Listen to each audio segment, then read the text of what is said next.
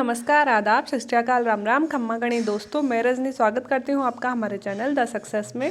तो दोस्तों, ये जिनका इंटरव्यू मैं शेयर कर रही हूँ हमारी फैमिली के मेंबर हैं, द सक्सेस चैनल से शुरू से जुड़े हुए हैं। जब से मैंने इंटरव्यू शेयर करना स्टार्ट किया था तब से जुड़े हुए हैं और कईयों बार मैसेज भी करते हैं। तो नाम है इनका रणजीत के अजय और इनका इंटरव्यू था दोस्तों कल। तो इन्होंने एक्सपीरियंस शेयर किया, मुझे मेल भी किया। तो बहुत अच्छा लगा मुझे कि कोई हमारी फैमिली से जुड़ा हुआ मेंबर इंटरव्यू दे रहा है। और फिर दे तो बहुत सारे लोग रहे हैं, क्योंकि बिकॉज यहाँ पे बहुत सारे लोग इंटरव्यू वाले ही हैं, बट अपना जो एक्सपीरियंस है वो चैनल के साथ भी शेयर कर रहे हैं। जो इतने दिन से चैनल देख रहे हैं और वो चैनल के साथ भी शेयर कर रहे हैं, तो बहुत बहुत बहुत खुशी हुई।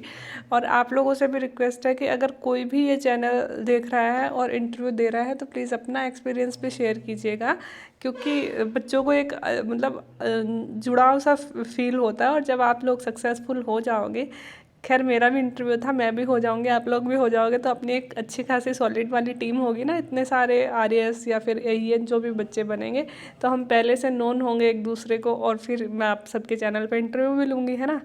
तो एक अच्छी सी बात लगी मुझे। तो सबसे पहले तो इनको बहुत बहुत बधाई, और बहुत अच्छा इनका इंटरव्यू गया। इन्होंने अपना एक्सपीरियंस वैसे मेल करके मुझे बताया था, तो बहुत ही अच्छा एक्सपीरियंस गया। एक आध क्वेश्चन पे इन्हें सॉरी बोलना पड़ा, बाकी इनका क्वेश्चन सारे आंसर अच्छे दिए इन्होंने। तो वही दोस्तों मैं आपसे शेयर कर रही हूँ।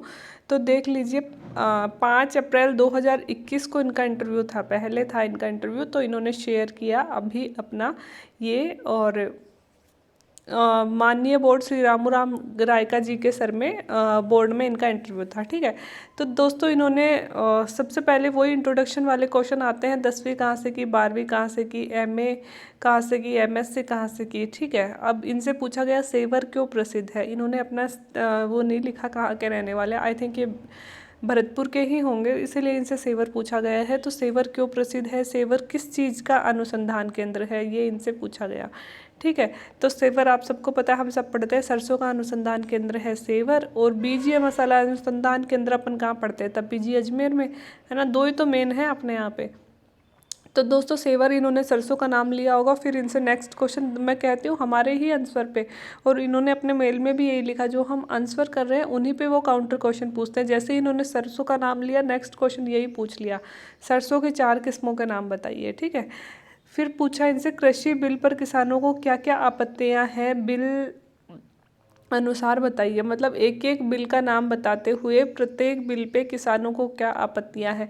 तो ये क्वेश्चन दोस्तों चाहे पहले वाले हो चाहे अब वाले हो, ये सबसे पूछा जा रहा है। इनका मेरे साथ से इंटरव्यू था, मेरा 15 को था, इनका 5 को था। तो पहले भी पूछा जा रहा था, और कल के इंटरव्यूज़ में भी हमने देखा कि कल भी ये पूछा गया है क्वेश्चन, ठीक है। तो कृषि बिल पर किसान और सरकार के मध्य सुलह कैसे हो, है ना। मतलब क्या क्या करें कि सुलह हो जाए, ठीक है।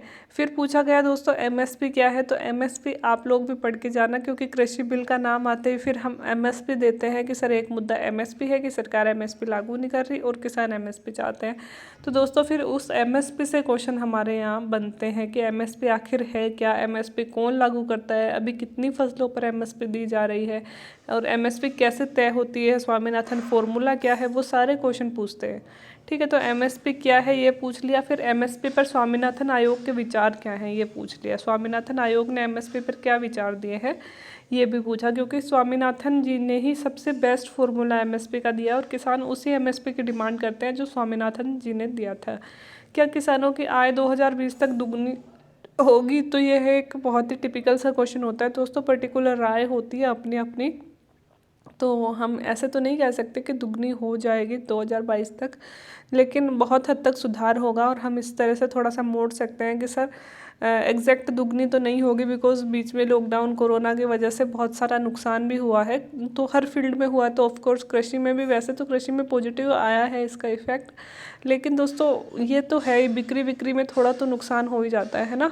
इसके अलावा हम कह सकते हैं कि सरकार सर बहुत सारे ऐसे प्रयास कर रही है, स्कीम्स चला रही है, जिसके माध्यम से इनमें मतलब किसानों की आय दोगुनी की जाए। फिर हमसे वो स्कीम्स के नाम पूछेंगे, तो आप खासकर पर्टिकुलर राजस्थान की स्कीम याद रखना है, जैसे कृषि व्यवसाय और प्रोत्साहन निधि। कल हमने पढ़ी थी ना, जितने भी स्कीम्स, कम से कम उसमें 5 स्कीम थी किसानों से रिलेटेड, तो 5 तो वही बता देना। और थोड़ी बहुत मृदा स्वास्थ्य स्कीम है ना, और ये जल स्वावलंबन वाले भी बता सकते हैं आप, है ना। और इसके अलावा वो एक कुसुम योजना है सोलर के लिए, है ना, वो सारी चीज़ें भी आप यहाँ पे ऐड कर सकते हैं।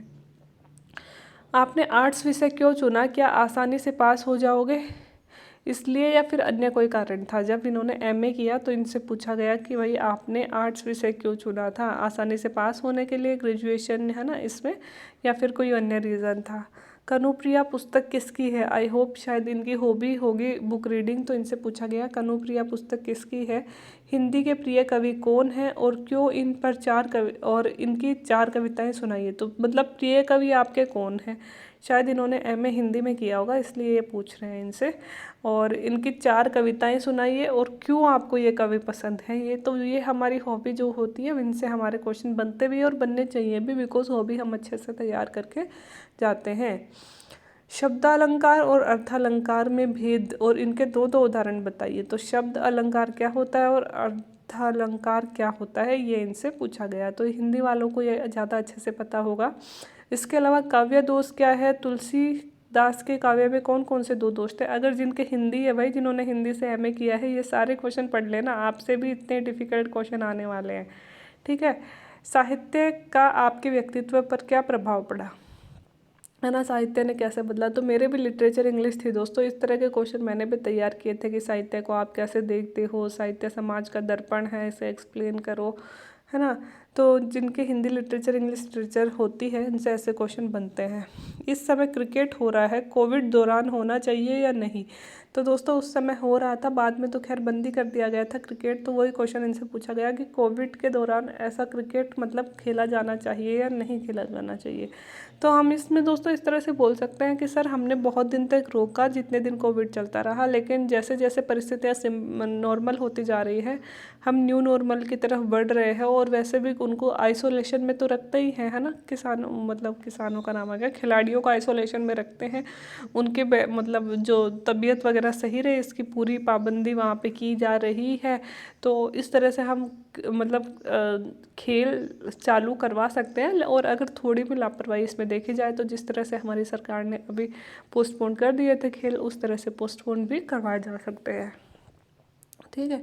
आप क्रिकेट में किस भूमिका में थे, है ना। इनकी हॉबी शायद क्रिकेट होगी। इनका लिटरेचर तो इनका एमए या बीए में सब्जेक्ट रहा है और हॉबी इनकी है क्रिकेट, तो इसलिए फिर क्रिकेट से आ गए इनकी खेल। आप क्रिकेट में किस भूमिका में रहे हैं, नेशनल लेवल खेलने के बाद क्यों छोड़ा। तो इन्होंने नेशनल लेवल तक खेला है, तो ये बहुत ही प्राउड की बात है दोस्तों। तो नेशनल लेवल क्रिकेट खेलने के बाद क्यों छोड़ा। इंश्योरेंस का जीडीपी में योगदान बताइए, है ना। तो ये और इंश्योरेंस सेगमेंट क्या है। तो दोस्तों इन्होंने बस यहाँ पे एक क्वेश्चन था जिसमें इनसे पूछा गया कि इंश्योरेंस का जीडीपी में योगदान बताइए, बस ये बोल रहे थे कि फैक्चुअल क्वेश्चन एक था जिसमें मैं अटका था और जवाब नहीं दे पाया।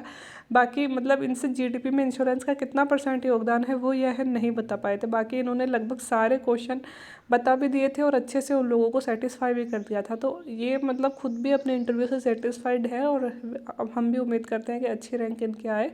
इंश्योरेंस सेगमेंट क्या है, विनिवेश क्या होता है, क्या करना चाहिए या नहीं करना चाहिए। विनिवेश निजीकरण में अंतर बताइए। कोई प्रिय 2 योजनाओं के नाम बताइए, सरकार की 2 ऐसी योजनाएं, और 2 ऐसी योजनाओं के नाम बताइए जिनमें आप सुधार चाहते हैं। ये क्वेश्चन बहुत टिपिकल्ट हो जाता है। अच्छा है, इनसे ऐसे नहीं पूछा कि 2 ऐसी योजनाएं बताइए जिन्हें आप बंद करना चाहते हैं। इनसे सिर्फ सुधार पूछा। सुधार के लिए तो दोस्तों हम बोल सकते हैं, लेकिन अगर बंद करने वाली कोई बात आ जाए ना तो उसमें हमें यही बोलना है कि सर सरकार और बड़े बड़े विशेषज्ञ जो होते हैं वो मिलकर ऐसी योजनाएं बनाते हैं। तो मुझे नहीं लगता कोई भी योजना इतनी वेस्ट है कि उसे बंद कर देना चाहिए। हाँ, समय के साथ सब योजनाओं में परिवर्तन करने की आवश्यकता ज़रूर हो जाती है ना। बिल्कुल ही हमें ये किसी भी योजना का नाम नहीं लेना है कि ये तो बिल्कुल ही ख़राब थी, इसे तो बंद ही कर देना चाहिए था या लागू ही नहीं करना चाहिए था, है ना। ऐसे कभी नहीं बोलना है। हाँ, ये सुधार पूछा है, सुधार हम ज़रूर बता सकते हैं। और फिर इन्हीं प्रश्नों से इनसे क्रॉस क्वेश्चन किए थे। तो दोस्तों इतना शानदार इंटरव्यू, मतलब किसी किसी बंदे से तो बहुत ही शानदार वाले प्रश्न पूछते हैं, किसी किसी से बहुत ही सिंपल पूछ लेते हैं। पिछली बार भी ये हुआ था जब इंटरव्यू शुरू हुए थे ना, तब बहुत सिंपल क्वेश्चन पूछ रहे थे। और जैसे मेरा 15th को था, मेरा लास्ट था दोस्तों, है ना। और जैसे जैसे इंटरव्यू का क्रम आगे बढ़ता गया क्वेश्चन भी थोड़े हार्ड होते गए थे।